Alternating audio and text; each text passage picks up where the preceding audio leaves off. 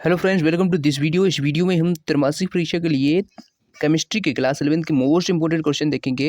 ये वीडियो का part second है। जिनने पार्ट फर्स्ट देखा है वो जानते ही होंगे। पार्ट फर्स्ट में हमने अध्याय 1 से लेकर 3 तक के देखे थे। उसके बाद अब जब सेकंड पार्ट है इसमें हमने 4, 8 और 9 इन अध्यायों को देखा है, क्योंकि इन्हीं के आपके त्रैमासिक परीक्षा में पूछे जाने। तो चलिए देख सकते हैं सही विकल्प हैं अध्याय 4 के। हमने देखिए सही विकल्प इसमें देखेंगे हम, रिक्त स्थान देखेंगे, उसके बाद एक शब्द में उत्तर हैं वो देखेंगे, सही जोड़ियां देखेंगे, उसके बाद 2 अंकीय, 3 अंकीय और 4 अंकीय सभी चैप्टर्स के, ठीक है, 4, 8 और 9 के। तो देखिए यहाँ पर देख सकते हैं फर्स्ट सही विकल्प आपका दिया गया है। देखिए डिस्क्रिप्शन बॉक्स में लिंक मिल जाएगी। जिसने पार्ट फर्स्ट नहीं देखा है उसको आप जरूर देख लेना, क्योंकि उसमें हमने जो शुरुआती चैप्टर्स हैं उनको कंप्लीट करा दिया है, ठीक है। तो उनको आप देख लेना, मोस्ट इंपोर्टेंट क्वेश्चन में बताए हैं। तो चलिए आज हम इसको देखते हैं। तो फर्स्ट क्वेश्चन है इसमें, किस अणु के केंद्रीय परमाणु में sp3 संकरण होता है? तो आपको संकरण निकालना आना चाहिए, हाइब्रिडाइजेशन जो होता है वो आपसे बनना चाहिए। तो इसका आंसर हो जाएगा ऑप्शन नंबर सा, ठीक है। यहाँ पर साइड में आंसर भी लिखे हैं, आप इनको भी देख सकते हैं। इसका आंसर हो जाएगा CH4, ठीक है। अगला है संकरण जिसमें अष्टफलकीय ज्यामिति होती है, तो ये होता है sp3d2, ठीक है। तीसरा है अनुचुंबकीय अणु है, तो ये हो जाएगा आपका O2, ठीक है। तो बा वाला इसका राइट आंसर हो जाएगा। अगला क्वेश्चन है द्विध्रुव आघूर्ण दर्शाता है, तो इसमें देखिए जो H2O है द्विध्रुव आघूर्ण दर्शाता है। पांचवा है जल का एक अणु अधिकतम हाइड्रोजन बंध रखता है, तो इसका ऑप्शन हो जाएगा बा वाला राइट आंसर, ठीक है। क्वेश्चन नंबर 6 है ऑक्सीजन अणु के बंधन की कोटि है, तो इसका हो जाएगा 2। निम्न में से किसकी रैखिक संरचना होती है? तो CO2 की होती है, ठीक है, रैखिक संरचना। आगे बढ़ेंगे रिक्त स्थान, इस चैप्टर के जो मोस्ट इंपोर्टेंट रिक्त स्थान है। देखिए यहाँ पर देख सकते हैं जल के अणु में HOH बंध कोण होता है। जो हाइड्रोजन, ऑक्सीजन और हाइड्रोजन के बीच जो बंध कोण होता है वो 104.5 डिग्री होता है। उसके बाद दूसरा क्वेश्चन है आयनिक यौगिक सामान्यतः जल में मिले होते हैं। तीसरा है CH4 के अणु में कार्बन परमाणु संकृत अवस्था में होते हैं, तो इसमें sp3 आ जाएगा, ठीक है। sp3 संकृत अवस्था में होते हैं। उसके बाद फोर्थ है जल अणु में sp3 संकरण होता है, ठीक है। जल के अणु में sp3 संकरण होता है। सही जोड़ी इस चैप्टर के देख सकते हैं आप। यहाँ पर इसके आंसर भी लिखे हैं, आप इनको देख सकते हैं। आयनिक बंध होता है वो आपका इलेक्ट्रॉन का स्थानांतरण से संबंधित है। सहसंयोजी जो सहसंयोजी बंध होता है वो या, ठीक है, ये या वाले से मिला लेंगे, इलेक्ट्रॉन का साझा, ठीक है। सिग्मा बॉन्ड होता है, जो सिग्मा बंध होता है ये अक्ष पर अतिव्यापन, ठीक है। उसके बाद आपका पाई बंध होता है, उसको आप मैच कर लेंगे C2H2 से। द्विध्रुव आघूर्ण होता है E/D, ठीक है। आगे बढ़ते हैं। देखिए एक शब्द या वाक्य में उत्तर इस चैप्टर के जो बन सकते हैं, ठीक है। मोस्ट इंपोर्टेंट चैप्टर ये आपका जो चैप्टर थी, ठीक है। दूसरा क्वेश्चन है सहसंयोजक अणु में बंधित परमाणुओं के नाभिक के मध्य की दूरी का नाम लिखिए, तो बंध दूरी होती है।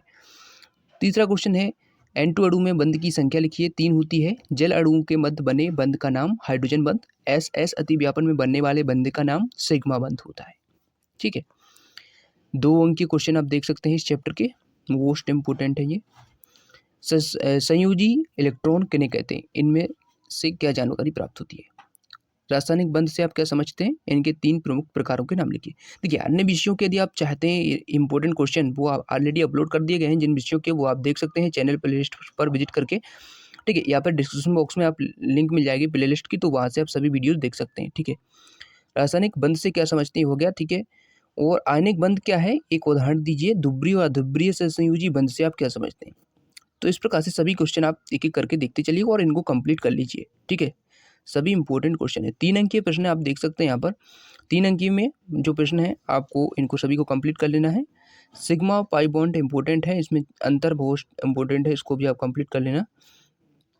अनुनाद क्या है इसको भी कर लेना। और O2 के अणु के लिए आणविक कक्षक आरेख और N2 के, इन दोनों के लिए कर लीजिए, एक ना एक आपका आना ही है, ठीक है। उसके बाद देखते हैं 4 अंकीय क्वेश्चन। 4 अंकीय क्वेश्चन है sp3 और sp2 संकरण को आपको बताना है, और sp संकरण को इनको समझाना है, और संकरण क्या होता है ये भी बताना है। आणविक कक्षक सिद्धांत भी आपको समझाना है। हाइड्रोजन बंध, नाइट्रोजन अणु का आणविक कक्षक सिद्धांत और ऊर्जा स्तर आपको बनाना है। तो इस प्रकार से आपके इस चैप्टर कंप्लीट हुए। अब चैप्टर 8 है आपका, इसके हम देखते हैं, ठीक है। सही विकल्प देख सकते हैं। फर्स्ट क्वेश्चन है बहुत आसानी से अपचेत होने वाला हैलोजन है, तो इसका आ जाएगा F2, ठीक है। दूसरा क्वेश्चन है कि MnO4 में Mn की ऑक्सीकरण संख्या होती है, तो ऑक्सीकरण संख्या में आपको कुछ तत्वों की ऑक्सीकरण संख्या आपको याद होनी चाहिए, उसके अनुसार आप सभी की निकाल सकते हैं। यहाँ पर O2 की जैसे O4 है यहाँ पर, तो O4 है तो O का 4 2 जा 8 -8 हो जाएगी O4 की, ठीक है। और प्लस 1 हो जाएगी के की, जो एम एन की हो जाएगी 8 में से 1 गया तो 7, तो आपका -7 तो +7 इसकी हो जाएगी। ठीक है, तो इस प्रकार से निकालने आपको आना चाहिए। थर्ड का हो जाएगा 5 ClO3 माइनस आयन में Cl की ऑक्सीकरण संख्या। ठीक है, ऑक्सीकरण संख्या आपको सभी की कर लेनी है। इस प्रकार से सभी आप देखते जाइए, आंसर साइड में लिखे हुए हैं, यहाँ पर देख सकते हैं आप, इनके आंसर आप देखते जाइए यहाँ से। ठीक है, रिक्त स्थान आप देख सकते हैं K2Cr2O7 में Cr की ऑक्सीकरण संख्या इसमें 6 होती है। ठीक है, हैलाइड में I- यानी कि जो आयोडीन माइनस है सबसे प्रबल अपचायक है। ठीक है, वह प्रक्रम जिसमें इलेक्ट्रॉन का त्याग होता है ऑक्सीकरण कहलाता है। तो इस प्रकार से आप सभी क्वेश्चन साथ में आंसर देख सकते हैं।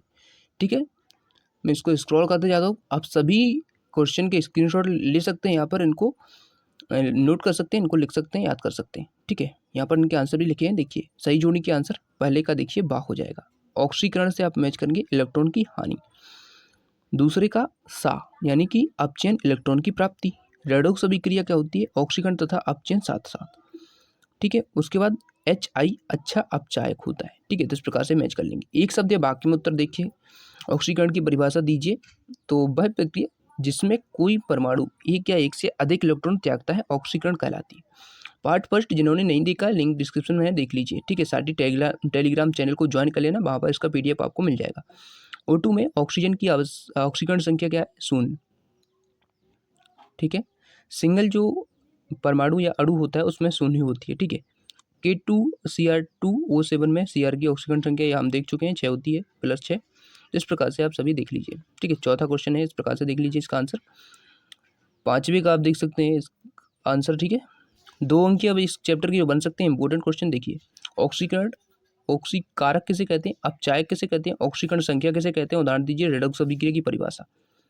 3 अंक के क्वेश्चन आप देख सकते हैं, रेडॉक्स अभिक्रिया को उदाहरण सहित स्पष्ट कीजिए। 4 अंक में देख सकते हैं आप, ऑक्सीकरण अंक किसे कहते हैं, इसे ज्ञात करने के नियम।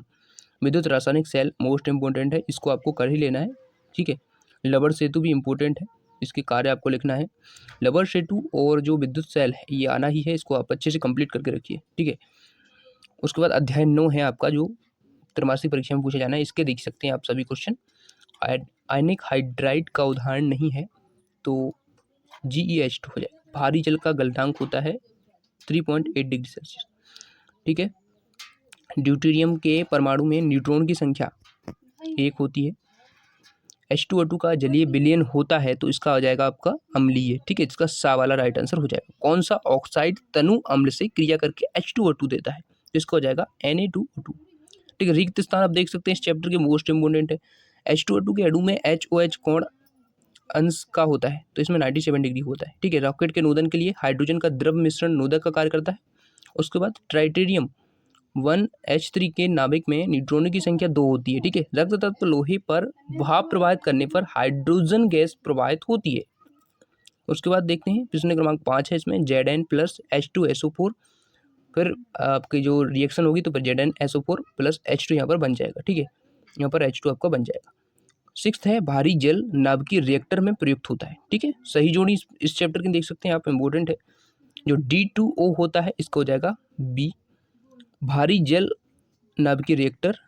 ठीक है, और हाइड्रोजन पर ऑक्साइड का हो जाएगा आपका खुली किताब संरचना। ठीक है, द्रव हाइड्रोजन जो होता है उसको हो जाएगा रॉकेट नोदन, और H2O2 का हो जाएगा सामने ही लिखा है। ठीक है, इस प्रकार से इनके आंसर आप देख सकते हैं।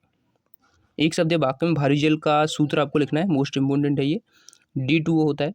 जल के अणु की आकृति क्या होती है, कोणीय। ठीक है, हाइड्रोजन के समस्थानों की संख्या होती है 3। H2O2 के व्यंजक गुण का कारण लिखिए, तो नवजात ऑक्सीजन। ठीक है, 2 अंकीय क्वेश्चन इस चैप्टर के देख सकते हैं आप, इंपॉर्टेंट है। भारी जल के उपयोग आप कर लेना है।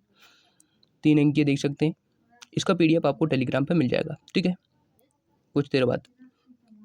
तो इस प्रकार से आप देख सकते हैं सभी जो क्वेश्चन थे आपके यहाँ तक, इतने क्वेश्चन पार्ट फर्स्ट और पार्ट सेकंड, इतने क्वेश्चन यदि आप कर लेते हैं तो शायद ही कोई क्वेश्चन आपका छूटे, बाकी सभी क्वेश्चन आपके इसी में से पूछ लिए जाएंगे त्रैमासिक परीक्षा में। थैंक्स फॉर वॉचिंग, सब्सक्राइब जरूर कर लेना इस चैनल को और बेल आइकन को प्रेस करके रखना। Thanks for watching again.